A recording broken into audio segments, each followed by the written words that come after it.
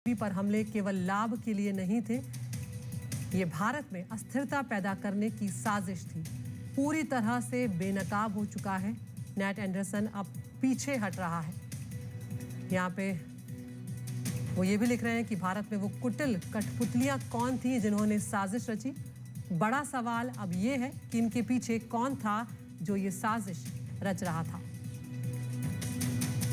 और हमारे साथ हमारे एग्जीक्यूटिव एडिटर अखिलेश शर्मा भी जुड़ गए इस वक्त। तो कुछ और मेहमान हमारे साथ जुड़ने वाले, उस पर हम चर्चा करेंगे। अखिलेश, एक बड़ी खबर ये आ रही है और जिस तरह से हम देख रहे हैं कि अमेरिका में सत्ता परिवर्तन जो है वो होने जा रहा है और उससे ठीक पहले हिंडनबर्ग कंपनी जो है अपने बंद होने का ऐलान कर रही है और जिस तरह की दलीलें वो दी जा रही हैं वो कहीं ना कहीं अखिलेश हजम नहीं हो रही है, क्योंकि यहाँ पर वो ये कह रहे हैं कि जिस मंशा से या जिस तरह से उनकी शुरुआत जिस मकसद से की गई थी उसके पूरा होने के बाद अब इसे बंद कर दिया जाएगा। तो क्या ये हजम होती है ये दलील इनकी? बिल्कुल नहीं होती अदिति, और कई सवाल भी खड़े करती। सबसे पहला सवाल तो यही है कि जब वो कारण नहीं बता रहे कि किस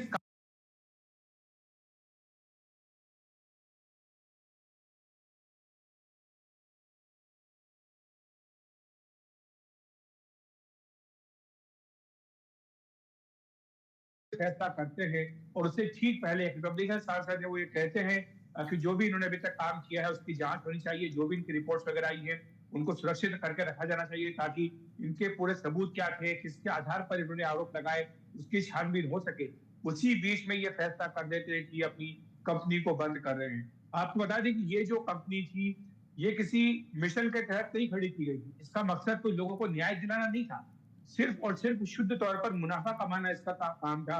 ये शॉर्ट सेलर है और शॉर्ट सेलर वो होता है जो किसी भी कंपनी के शेयर के बारे में, कंपनी के बारे में खराब रिपोर्ट फैला करके उसके बाद जब उसके दाम देते हैं तो उन्हें बेच करके मुनाफा कमाता है।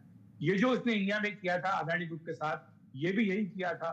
और आप जानती हैं इसके चक्कर में लाखों करोड़ जो निवेशक थे उनके पैसे डूब गए, वो बर्बाद हो गए। हालांकि ये बात अलग है, बाद में जो अदानी ग्रुप के शेयर थे वो संभले, लेकिन जो निवेशक थे उन्हें खासा नुकसान इसके कारण उठाना पड़ा था। जिस तरह से भारत में राजनीतिक मुद्दा इसको बनाया गया, जेपीसी की मांग इसको लेकर के की गई, उससे बिल्कुल साफ था कि किस तरह से ये पूरा एक अंतर्राष्ट्रीय साजिश का हिस्सा था हिंडनबर्ग, और हिंडनबर्ग के चलते ही भारत में आर्थिक तौर पर अस्थिरता फैलाने की कोशिश भी की गई थी। आप जानती है कि सेबी ने हिंडनबर्ग को नोटिस दिया था और उसके बाद बजाय उस नोटिस का जवाब देने के सेबी पर ही उल्टे आरोप लगा दिए गए थे हिंडनबर्ग की ओर से। तो ये दिखाता किस तरह से एक बड़ी साजिश के तहत हिंडनबर्ग ये सारा काम कर रहा था, और जिस तरह से इसने अपनी दुकान बंद की है उससे साफ समझ में आ रहा है कि इसके पीछे एक बड़ी साजिश। बिल्कुल अखिलेश, आप बने रहिए हमारे साथ यहाँ पर कई अहम मेहमान जो हैं जुड़े हैं इस मुद्दे पर चर्चा करने के लिए। हमारे साथ ईशकरण भंडारी हैं, वकील है, राजनीतिक विश्लेषक हैं। हर्षवर्धन त्रिपाठी हैं हमारे साथ, वरिष्ठ पत्रकार। हितेश जैन हैं, वरिष्ठ वकील हैं। तहसीन पूनावाला हैं, राजनीतिक विश्लेषक। और अमन चुग हैं, अर्थशास्त्री हैं।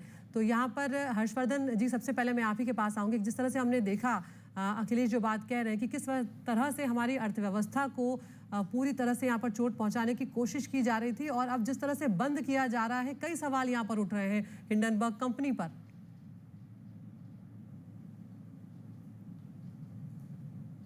निश्चित तौर पर, और मुझे लगता है कि कई बड़े सवाल इसके साथ जब कहते हैं हम, तो कई बार जिनको हम कहते हैं ना कि भारत के खिलाफ कुछ साजिश विदेशी ताकतें करती हैं, तो हम लोग उसको समझते हैं कि ये सिर्फ पॉलिटिकल नैरेटिव है, एक कहे कि राजनीति में चल जाता है, कुछ नहीं है तो चलो विदेशी साजिश कह दो।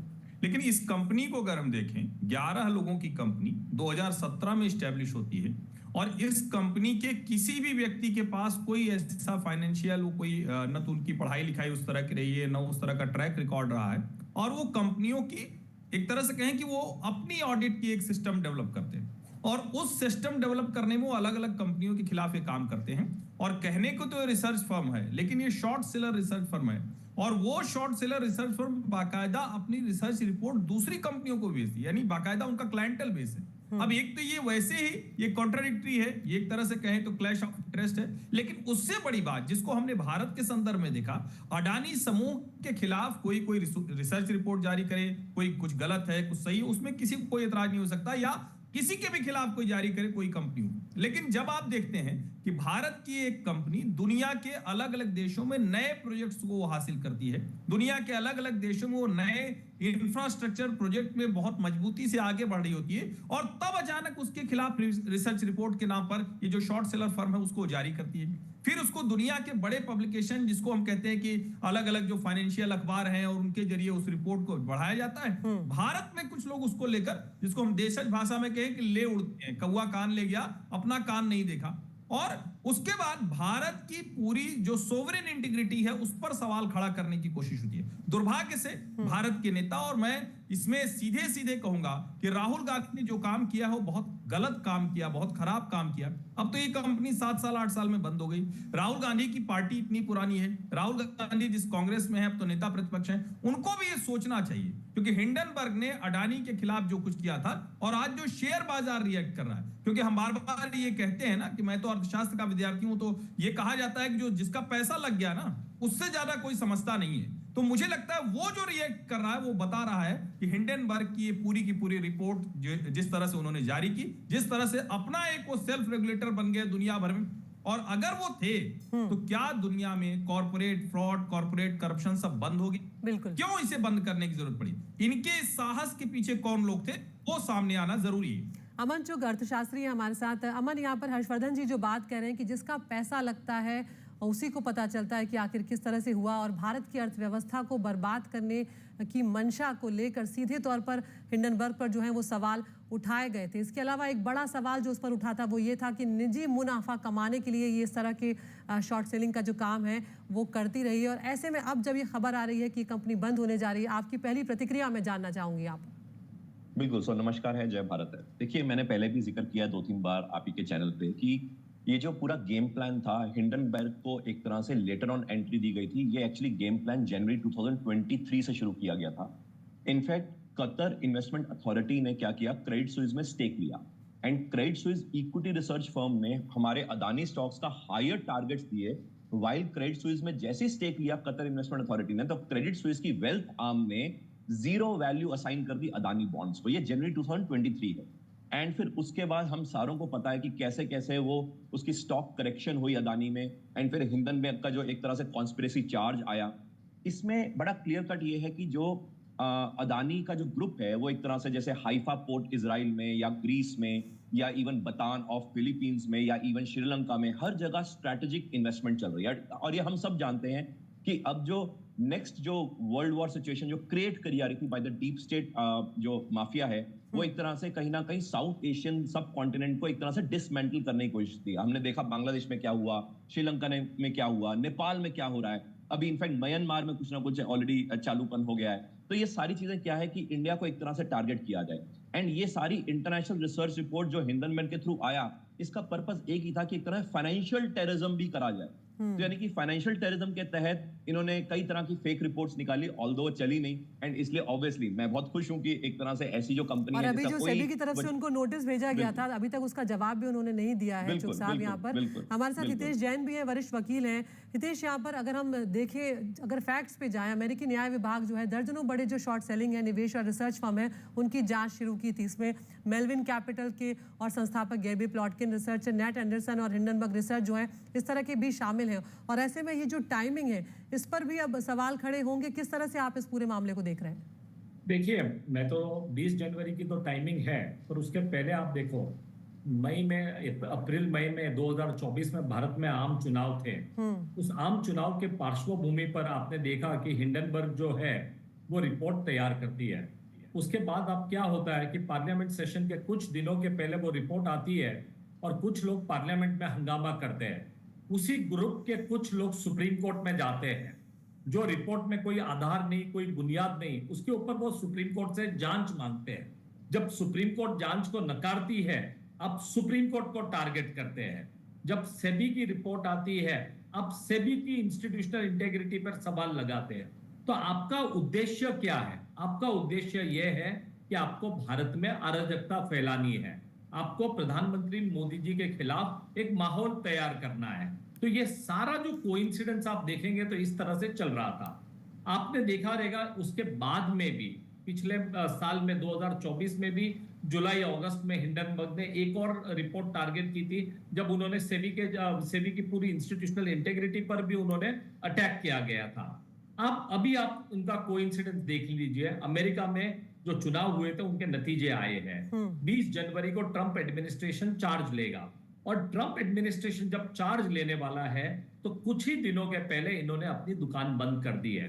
तो ये साफ है कि ये जो अराजकता फैला रहे जो ताकत थी, ये उसी को सपोर्ट करती है।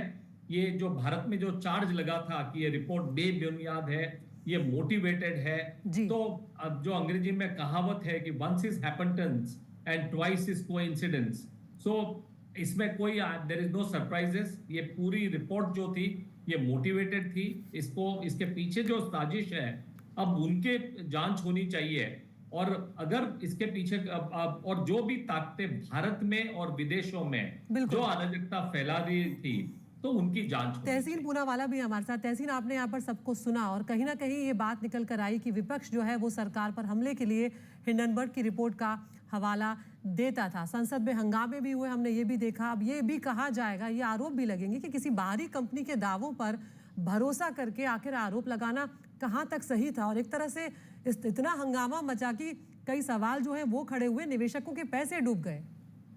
लती जी, अव्वल तो आपके शो में मुझे शिरकत करने का मौका मिला, इसलिए आपका शुक्रगुजार हूँ। 2 या 3 चीज़ मैंने हमेशा आपके शो पर ये कहा है कि मैं फ्री मार्केट में यकीन रखता हूँ, लेकिन हिंडनबर्ग की जो रिपोर्ट आई, मैं उस पर बिल्कुल, मुझे उस पर भरोसा तब भी नहीं था। और इनफैक्ट मैंने पब्लिकली ट्वीट भी किया था जब उनकी पहली रिपोर्ट बाहर आई थी। उसके पहले जो रिपोर्ट आई थी, फिच रिपोर्ट आई थी अडानी ग्रुप के खिलाफ, कि अच्छा समय है उनके शेयर्स खरीदने का।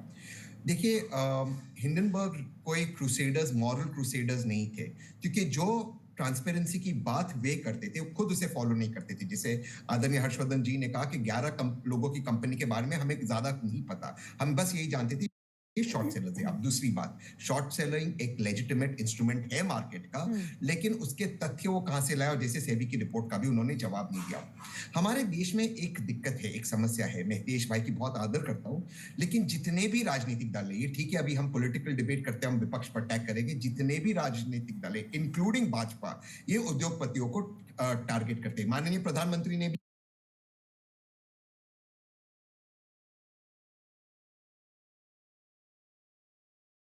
जब उनको लगा कि उनको बहुमत नहीं मिल रही, 2 ग्रुप को उन्होंने टारगेट किया। और दूसरी चीज, जितने भी हमारे मुल्क में बाबू है वो टैक्स टेररिज्म में आ रही। तो अगर हमें इस वक्त देश को मजबूत करना है तो हमें एंटरप्रेन्योर्स पे भरोसा रखना होगा, और इसके लिए सरकार और विपक्ष को एक होना होगा। टैक्स रिफॉर्म्स, जीएसटी रिफॉर्म्स और अन्य रिफॉर्म्स, और एंटरप्रेन्योर्स को हमें एक लॉन्ग रोप देनी होगी।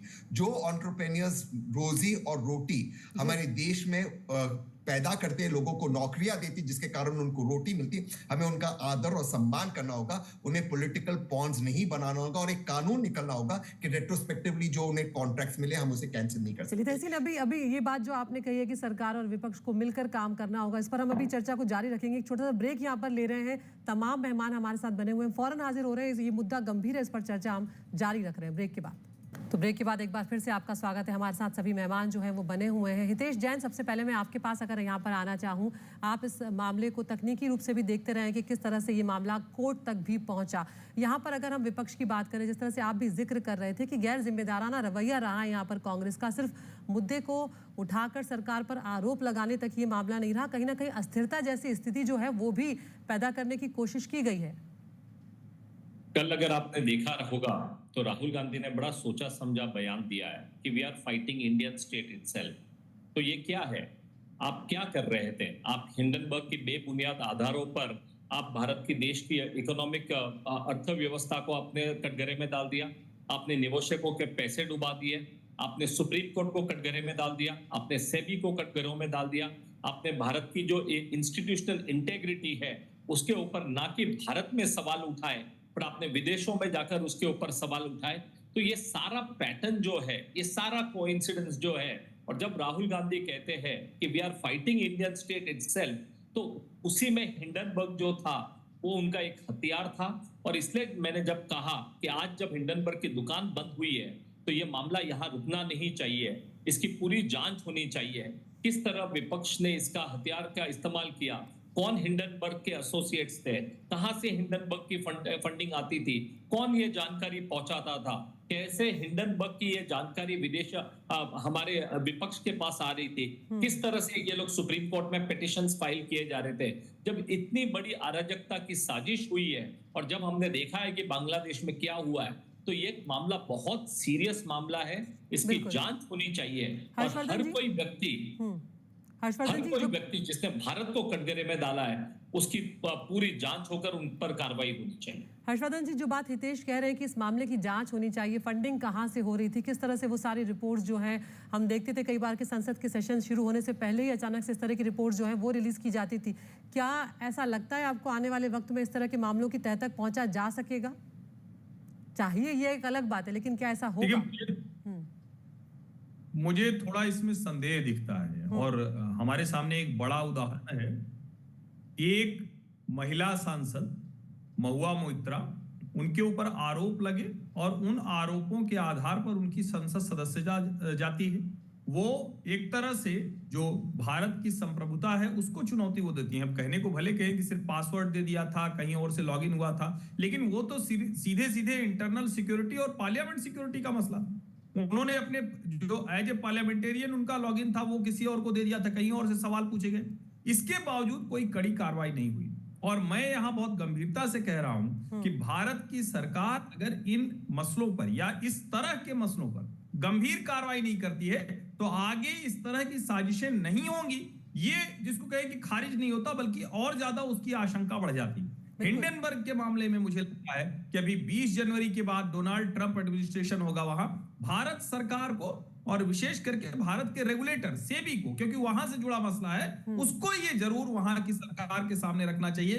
जो नोटिस करना है, जो समन करना है, जो भी उसकी जो लीगल लैंग्वेज हो, जो भी जो डिप्लोमेसी के आधार पर जो चीजें हो जिससे देशों के संबंध नहीं बिगड़े, लेकिन निश्चित तौर पर वो करना चाहिए। भारत के भीतर अभी तक होता दिखाओ, मुझे ऐसा नहीं लगता है। बिल्कुल। तहसीन, आप इस बात से सहमत हैं कि अब जो आगे होगा, सरकार क्या करेगी, किस तरह से इस मामले को आगे ले जाया जाएगा, अमेरिका में कैसे ले जाया जाएगा, हमारा जो नियामक है सेबी, क्या वो इस मामले में और आगे कार्रवाई की बात करेगा? अमेरिका में वहां तक तो ठीक है, लेकिन अब हमारा जो विपक्ष है उसे और जिम्मेदार होने की जरूरत है, सरकार को और यहाँ पर जवाबदेही तय करने की जरूरत है। दीदी जी, आपका पहला सवाल था सरकार क्या करेगी। ये बात हर्षवर्धन जी ने बोली, सरकार कुछ नहीं करेगी और ये दुर्भाग्य है, ये दुर्भाग्य है हमारे मुल्क का। हम सिर्फ क्लेम करते कि हम एंटरप्रेन्योर्स को सपोर्ट करते, कोई नहीं करता है। अगर मैं सरकार में होता, मैं इस वक्त फाइनेंस मिनिस्ट्री में होता, मैं हिंडनबर्ग के मालिक को, भले उसने बंद कर दी अपनी दुकान, उसे समन करता भारत के अंदर कोर्ट के ऑर्डर द्वारा, उसे आना होगा। हम भी उसके खिलाफ नोटिस निकाल सकते, हम भी उसके खिलाफ वारंट निकाल सकते। कुछ नहीं होगा। आप अदिति जी 1 महीने बाद आप हर्षवर्धन जी और मुझे बुला देना आपके शो पे, आप देखिए कुछ नहीं होगा। ये फर्क है, हमें एक्ट करना चाहिए, कुछ चीज देश आगे होना चाहिए। ये बात ठीक है, मैं दोबारा से कहता हूं, मैं फ्री मार्केट में बिलीवर हूं, मैं इस बात में बिलीव करता हूं कि ट्रांसपेरेंसी होनी चाहिए, लेकिन जो लोग ट्रांसपेरेंसी प्रीच करते हैं, क्या वो खुद ट्रांसपेरेंट है? ये सवाल है। और उनका मोटिव क्या है? क्या उनका मोटिव ट्रांसपेरेंसी है या उनका मोटिव प्रॉफिट हो? प्रॉफिट कमाना कोई गलत बात नहीं, आप प्रॉफिट कमाइए, लेकिन अगर आप प्रॉफिट कमा रहे हो तो फिर आप मोरालिटी की दुआएं सबको ना दीजिए। ये पहली बात। दूसरी बात, ये जो सारे आरोप उन्होंने लगाए अडानी ग्रुप का वगैरह, उनका क्लैरिफिकेशन बाकी जो देश है वहां से आ चुके हैं, सेबी की रिपोर्ट आ चुकी, वो मामला अब सब जुडिस है। सवाल ये है कि अब आगे चल के हम ऐसी क्या पॉलिसीज बना सके कि अंतरराष्ट्रीय स्तर पे जो हमारे एंटरप्रेन्योर्स हैं उन्हें हम प्रोटेक्ट कर सकते हैं। हम एक्चुअली हम क्या करते हैं, हम छोटी बात पे पॉलिटिक्स करते हैं, हम बड़े मुद्दों पर बात नहीं करते, हम मैक्रो मुद्दों पर बात नहीं करते कि आगे चलते अगले 25-30 सालों में भारत की क्या स्ट्रैटेजी होनी चाहिए इंडो पैसिफिक रीजन के अंदर, क्वाड को लेकर वगैरह, और हमारे जो फॉरेन इन्वेस्टमेंट्स है और फॉरेन इन्वेस्टमेंट्स को प्रोटेक्ट करने के लिए, चाहे फिर वो अडानी ग्रुप का हो, जिंदल ग्रुप का हो, किसी और ग्रुप का हो, हमें उन एसेट्स को प्रोटेक्ट करना होगा। तो सरकार को उस पर बात करनी होगी, पार्लियामेंट में बात करनी होगी, और मुझे लगता है कि पार्लियामेंट एक अच्छा फोरम है, सरकार और विपक्ष उस पर मिलकर बात करे, ना कि आरोप ट्रेड करे। बिल्कुल। हमारे साथ हमारे लीगल अफेयर्स एडिटर आशीष भार्गव भी इस वक्त जुड़ रहे हैं। आशीष, ये हिंडनबर्ग कंपनी के बंद होने का जो ऐलान आया, इस पर हम तब से चर्चा कर रहे थे कि किस तरह से इसकी टाइमिंग को लेकर अमेरिका में सरकार बदलने जा रही है। सेबी के नोटिस का इसने जवाब नहीं दिया है। ये मामला आशीष सुप्रीम कोर्ट तक भी पहुंचा था। सुप्रीम कोर्ट ने भी यहाँ पर फटकार लगाई थी और रिपोर्ट को तो दरकिनार किया ही था, साथ में ये भी कहा था आशीष की इनकी जाँच होनी चाहिए। बिल्कुल, गंभीर लगता है कि जैसे आप ये घटना एक बड़ी हुई है, शायद सुप्रीम में ऐसा पहले से थी, सबसे बड़ी अदालत। आशीष की आवाज़ हम तक ठीक से नहीं पहुंच रही, लेकिन अगर अखिलेश, अगर यही बात मैं आपसे पूछूं कि किस तरह से सुप्रीम कोर्ट ने भी रिपोर्ट को हिंडनबर्ग के दरकिनार किया था और ये भी कहा था कि इनकी एक्टिविटीज़ जो हैं उनकी जांच होनी चाहिए।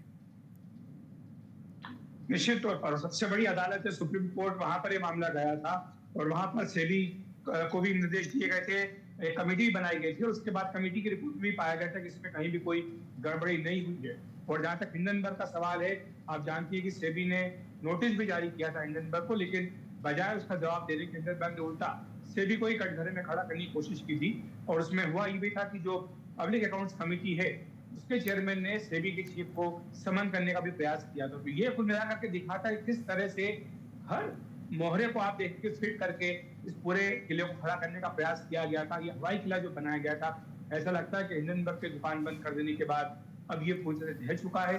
और शायद इस बात की आशंका रही होगी हिंडनबर्ग के संस्थापक को भी कि अब जिस तरह से वहां पर सरकार बदल रही है अमेरिका में, कहीं उन्हीं के ऊपर गाज न गिरे, क्योंकि जिस तरह की जांच होगी उसमें साफ तौर पर पता चले कि ये एक पूरी साजिश थी। और शायद यही कारण है कि उन्होंने इस टाइमिंग को देखते हुए फैसला किया, क्योंकि जो उनका फैसला आया है बंद करने का, उसमें कोई कारण नहीं बताया। बिल्कुल निजी कारण कि मैं छुट्टी पर जाऊंगा, परिवार के साथ कुछ समय दूंगा, ये करूंगा वो करूंगा, ये कोई वजह नहीं होती है जिसके चलते आप इस तरह से किसी ऑपरेशन को बंद करें। बिल्कुल। तो उसमें लगता यही है कि ये सोची समझी साजिश के तहत इसको खड़ा किया गया था और जब इसका मकसद ये लगा पूरा हो रहा है और कहीं उल्टा उन्हीं के ऊपर गाज न गिर जाए, तब इसको वाइंड अप किया जाए। अखिलेश, आशीष भी जुड़ गए हमारे साथ। आशीष, आप लगातार इस मामले को सुप्रीम कोर्ट में भी कवर कर रहे थे, किस तरह से ये बात बढ़ी, उसके बाद सुप्रीम कोर्ट ने किस तरह से फटकार लगाई, आपकी प्रतिक्रिया भी मैं यहाँ पर जानना चाहूँगी, क्योंकि यहाँ पर सीधे तौर पर एक कंपनी जिसने कई सवाल खड़े कर दिए, जिसने अर्थव्यवस्था को कहीं ना कहीं हिलाकर रख दिया और सिर्फ भारत ही नहीं कई और जगहों पर भी इसने चोट पहुँचाई, ऐसे में अब वो अचानक से बंद होने का ऐलान कर देती है, कई सवाल यहाँ पर खड़े हो रहे हैं। जी बिल्कुल, देखिए सुप्रीम कोर्ट को के मन में कहीं ना कहीं ये बात थी, इसलिए सुप्रीम कोर्ट ने इस मामले में जांच से इनकार कर दिया था और ये भी साफ बड़ी बात कही थी कि हिंडनबर्ग जैसे तीसरे पक्ष जो संगठन है उनकी रिपोर्ट को अंतिम सत्य नहीं माना जा सकता है और जनहित में इस तरीके के फैसले सुप्रीम कोर्ट ऐसी रिपोर्ट के आधार पर जांच के आदेश नहीं दे सकती है। सुप्रीम कोर्ट ने एक बड़ी बात ये भी कही थी कि हम जो है करोड़ों जो निवेशक देश के हैं उनके हितों की रक्षा करेंगे और इसके लिए आदेश दिए गए थे सेबी को और एक स्वतंत्र कमेटी भी बनाई गई थी ताकि आगे से इस तरह की शॉर्ट सेलिंग जैसी घटना ना हो। यह भी कहा था कि सेबी शॉर्ट सेलिंग इस मामले में हुई है नहीं हुई है, इस मामले में पूरी जांच करे। केंद्र की तरफ से सॉलिसिटर जनरल तुषार मेहता ने बड़े सवाल उसी समय उठाए थे और कहा था कि जब जब सेबी ने नोटिस कई एंटिटी को भेजा तो वहां से ये जवाब उनको मिला कि देश में कि यहाँ पर आए और यहाँ पर जो भारत में जो एनजीओ हैं उनसे बात करें, उनके जरिए हमें ये रिपोर्ट मिली थी। तो कहीं ना कहीं उसी समय सुप्रीम कोर्ट ने ये तय कर लिया था कि ये एक ऐसा मामला है जिसमें बड़ा दखल नहीं देना चाहिए इस तरीके का और आगे जांच के आदेश देने चाहिए, क्योंकि ये मामला साजिश से जुड़ा है, करोड़ों निवेशकों के निवेश से जुड़ा हुआ मामला है। बिल्कुल। तहसीन, आप कुछ जोड़ना चाहते हैं, बताइए संक्षेप में। की दिक्कत होती है कि हम बार बार कोर्ट में इस चीज से के साथ पहुंच जाते हैं कि शॉर्ट सेलिंग नहीं होना चाहिए, लॉन्ग बाइंग नहीं होना चाहिए। देखिए मार्केट्स हमेशा फ्री होनी चाहिए। यहाँ पर आपके पैनल पे एक इकोनॉमिस्ट भी बैठे हुए हैं। हम अगर मार्केट्स को कंट्रोल करेंगे भारत का नुकसान होगा। अगर कोई शॉर्ट सेलिंग कर रहा है तो कोई उसे खरीद रहा है तभी शॉर्ट सेलिंग हो रही है। बात शॉर्ट सेलिंग या लॉन्ग सेलिंग की नहीं है, बात रिसर्च के बाद भारत पे अटैक की है। हम कभी कभी हेडलाइंस मैनेजमेंट में, और ये सरकार का दुर्भाग्य है, वो शॉर्ट सेलिंग को देखती है। इंस्टेड ऑफ शॉर्ट सेलिंग को देखना चाहिए कि हम एंटरप्रेन्योर्स को और इंडस्ट्रियलिस्ट को कैसे प्रोटेक्ट कर सकते हैं। हम रॉन्ग चीजों पर जाते हैं। मार्केट्स हमेशा फ्री होना चाहिए पानी की तरह। मार्केट्स अपना रास्ता खुद ढूंढ लेंगे। अगर सरकार मार्केट्स को प्रोटेक्ट करेगी, मार्केट्स इवेंचुअली अर्जेंटीना, पूर्व अर्जेंटीना, जिम्बाब्वे की तरह क्रैश हो जाएंगे। सोशलिज्म की और प्रोटेक्शनिज्म की कोई जगह नहीं होनी चाहिए फ्री मार्केट्स के अंदर। बिल्कुल। यहाँ पर हमारे साथ अमन भी जुड़े हुए हैं। अमन, ये बात भी हम देख रहे हैं कि किस तरह से इन्होंने जो दलील दी है कि हम जो बंद करने जा रहे हैं, हम जिस मकसद से शुरू किया था वो मकसद पूरा हो गया है, इससे जुड़े और खतरे और पर्सनल नुकसान को मैं यहाँ पर भाप नहीं सका। लेकिन अगर हम अर्थव्यवस्था के लिहाज से देखें तो इसने कई देशों की अर्थव्यवस्था जो है उसे नुकसान पहुंचाया है। ऐसे में क्या कोई उपाय होते हैं, क्योंकि निवेशक जो है वो अपना जब पैसा लगा चुके होते हैं तो फिर खतरा वो मोल ले चुके होते हैं यहाँ पर। देखिए पूनावाला साहब ने बिल्कुल सही कहा, मार्केट्स इनफैक्ट टोटली फ्री होनी चाहिए एंड डेरिवेटिव्स वैसे भी हम कहते हैं शॉर्ट सेलिंग साइड पे डेरिवेटिव्स चाहे ऑप्शंस के थ्रू है या फ्यूचर्स के थ्रू है वो लीगली अलाउड है and all over world allowed है। एंड साथ में इन्होंने एक और चीज बहुत अच्छी कही थी कि जिस तरीके से बांग्लादेश में एनजीओ का जो रोल प्ले रहा, इनफैक्ट अब मैं इसमें दो मुद्दे उठाता हूँ। यहाँ पे सिर्फ अदानी फोकस नहीं था, अदानी के थ्रू दो फोकस थे। पहला, मार्केट्स को तोड़ने का फोकस ताकि इन्वेस्टर्स एक तरह से सड़क पे आ जाएं। दूसरा, अदानी के ऊपर एलिगेशन लगाकर एक तरह से बैंकिंग टर्मोइल क्रिएट करने का। मुझे ऐसा पूरा लगता है कि जो जॉर्ज सोरस लेड या मे बी कई और तरह के जो डीप स्टेट एक्टर्स हैं, उनके कई तरह के फंड्स हैं एंड उसमें कई तरह के एनजीओज हैं जो हिंदुस्तान में जिनके कईयों के रूट्स हैं, उनके धागे खुल जाएंगे। क्योंकि इसमें सिर्फ हिंडनबर्ग की रिपोर्ट इन्वॉल्व नहीं थी, इसमें कई हेज फंड्स और कई एनजीओज का भी पैसा इन्वॉल्व हुआ होगा ये सारी तरह की डेरिवेटिव पोजीशंस लेने में। एंड साथ में एक एलिगेशन आपको याद होगा, फिच ने भी लगाया था कि बहुत ओवर लीवरेज है अदानी ग्रुप। एंड अब देखो ओवर लीवरेज में क्या, 2000 अगर हम 15 की बात करें तो मोटा मोटा 55% जो लोन था वो पीएसयू से था और आज के डेट में सिर्फ 21% लोन पीएसयू से है एंड 50% जो उसका डेट है वो इंटरनेशनल बॉन्ड मार्केट से आता है। यानी कि इसका मतलब ये हमारी home grown MNCs international world से पैसा रेज कर पा रही हैं, जो कि वेस्टर्न वर्ल्ड के एमएनसीज को या वेस्टर्न वर्ल्ड के जो डीप स्टेट है उसको ये नकारा नहीं है, वो मतलब इसको डाइजेस्ट नहीं कर सकते। इसलिए ये सारा जो खेल रचा गया कि अदानी, अंबानी एंड ऑब्वियसली हमारे हिंदुस्तान की पार्लियामेंट में भी ये सारा खेल रचा जा रहा है ताकि हमारी जो होम ग्रोन एमएनसीज है वो राइज ना कर पाए। एंड अगर वो राइज नहीं करेंगी तो जैसे रॉबस्टनेस जो हमारी हिंदुस्तान की इकोनॉमी जो ट्रांसफॉर्म हो रही है वो नहीं हो पाएगी। इसमें मैं 30 सेकंड और लूंगा। अगर आप देखो, हम ये समझते हैं कि मार्केट हमेशा इकोनॉमी का बैरोमीटर रहता है कि आने वाले समय में 80% रिफ्लेक्शन मार्केट आज करती है। तो आप देखो 2008 जनवरी में हमारा सेंसेक्स जो था 22,500 था। अगर इकोनॉमी की पॉलिसीज इतनी रॉबस्ट थी तो 2008 से लेके मे बी 2016-17 जब तक मे बी मोदी साहब 2014 में नहीं आए तब तक अल्टीमेटली क्यों नहीं बढ़ा। एंड आप देखो 2016 में वापस सेंसेक्स 22,500 ही था। तो इसका मतलब ये इकोनॉमिक पॉलिसीज खोलने से काम नहीं होता, इकोनॉमिक पॉलिसीज को time to time fine tune करने से काम होता है, जो कि एक प्रेजेंट गवर्नमेंट ने किया, जैसे रीजनल कॉम्प्रिहेंसिव इकोनॉमिक पार्टनरशिप के थ्रू या एक तरह से जो पीएलआई की स्कीम्स लाने के थ्रू। और मुझे लगता है उसी कारण सेंसेक्स फ्लरिश कर रहा है, जो कि इंटरनेशनल वर्ल्ड उसको डाइजेस्ट नहीं कर पा रहा। बिल्कुल। हितेश हमारे साथ बने हुए। हितेश, यहाँ पर किस तरह से हमने देखा कि जांच को लेकर जो बात की जा रही थी कि भाई अमेरिकी न्याय विभाग जो है इस तरह के दर्जनों शॉर्ट सेलिंग जो है उनकी जांच इसने शुरू की थी। फेडरल प्रोसिक्यूटर ने इस बात की जांच शुरू की थी कि क्या शॉर्ट सेलर्स जो है समय से पहले नुकसान पहुंचाने वाली ये जो रिपोर्ट होती है, जो रिसर्च रिपोर्ट होती है, वो साझा करके अवैध व्यापार रणनीति में शामिल होकर शेयर करके कीमतों को कम करने की साजिश ये रचते हैं। तो इस तरह के गंभीर आरोप जब लगते हैं तो हमारी तरफ से भी एक्शन होना बेहद जरूरी है।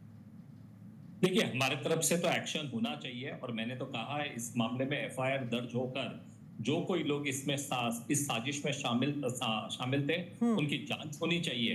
पर मुझे एक बात तहसीन बार बार कह रहे थे कि हमने वेल्थ क्रिएटर को रिस्पेक्ट करना चाहिए। तो आपने देखा रहेगा सालों से प्रधानमंत्री जी तो अपने भाषणों में कहते हैं कि मैं तो वेल्थ क्रिएटर्स को रिस्पेक्ट करता हूँ, मैं उनका आदर करता हूँ। परंतु अगर वेल्थ क्रिएटर्स को किसी ने कटघरे में डाला है तो वो राहुल गांधी ने डाला है। अदानी अंबानी के नारे तो वो लगाते हैं। कल भी अगर आप देखेंगे तो जब कांग्रेस की इनॉग्रेशन थी उनके ऑफिस बिल्डिंग की, तब भी उन्होंने कहा कि इस देश में शेडी इंडस्ट्रियलिस्ट हैं who are getting the support and all. तो इस तरह की अगर आप भाषा देखेंगे तो ये राहुल गांधी की भाषा है। और जब वो कहते हैं कि my fight is against the Indian state, तो ये सारी भाषा जो है ये एक अराजकता की तरफ एक दिशा बताती है। सब देश को भी पता है कि इस अराजकता के एक्टर्स कौन है। ये राहुल गांधी और उनकी इकोसिस्टम जो है, जिन्हें अंदर से और बाहर से समर्थन मिल रहा है। ये लोग इंस्टीट्यूशनल इंटेग्रिटी को, जैसे मैंने आपको पहले बताया, ये उनको कटघरे में डालते हैं। तो ये काफी सीरियस मामला है और इसकी गंभीर जांच होनी चाहिए। तहसीन, आप जवाब देंगे हितेश की बातों का, क्योंकि वो यहाँ पर सीधे तौर पर कह रहे हैं कि राहुल गांधी ने जो कुछ किया पहले हिंडनबर्ग के मामले में वो तो है ही, और अब जो नया बयान आया है वो कहीं ना कहीं पुरानी सारी बातों को समेट कर देखें तो सवाल खड़े करता है। देखिए, बात राहुल गांधी जी या मोदी जी की नहीं है। हालांकि मोदी जी ने चुनाव के वक्त जब वे खुद उनको लग रहा था कि उनको बहुमत नहीं मिलेगी, दोनों ग्रुप्स पर खुद मोदी जी ने अटैक किया था और ये आरोप लगाया था कि वो ट्रक भर के पैसा विपक्ष को बेच रहे। बात एक सिस्टम के हमारे मुल्क के कि जो भी सत्ता में रहते और विपक्ष में रहते वो इंडस्ट्रियलिस्ट एंटरप्रेन्योर्स को प्रोटेक्ट नहीं करते। अब आप देखिए भारत का सबसे बड़ा एक्सपोर्ट क्या है। भारत का सबसे बड़ा एक्सपोर्ट भारत के बाहर उनके मिलियनेयर्स है, हाई नेटवर्क इंडिविजुअल्स। जितने भी लोग 100 करोड़ के ऊपर है वो दुबई सिंगापुर में घर खरीद रहे। क्यों खरीद रहे? क्योंकि यहाँ पर टैक्स टेररिज्म हो रहा है। ये भी तो एक मोदी सरकार की असफलता है, वो भी तो एंटरप्रेन्योरशिप के खिलाफ है। तो हमें सिस्टम पर बात करना चाहिए। हम इंडिविजुअल्स पर बात कर सकते हैं, मोदी जी पे मैं बात कर सकता हूँ, सिस्टम पर तो बात होती है तहसील, लेकिन बात यह है उस सिस्टम का हिस्सा ही होते हैं सत्ता पक्ष भी और विपक्ष भी। तो ऐसे में जब इस तरह की गैर जिम्मेदाराना हरकतें होंगी तो सवाल उठेंगे, यही मैं बोल रही हूँ। तो गैर जिम्मेदाराना हरकतें तो फाइनेंस मिनिस्ट्री से भी हो रही है।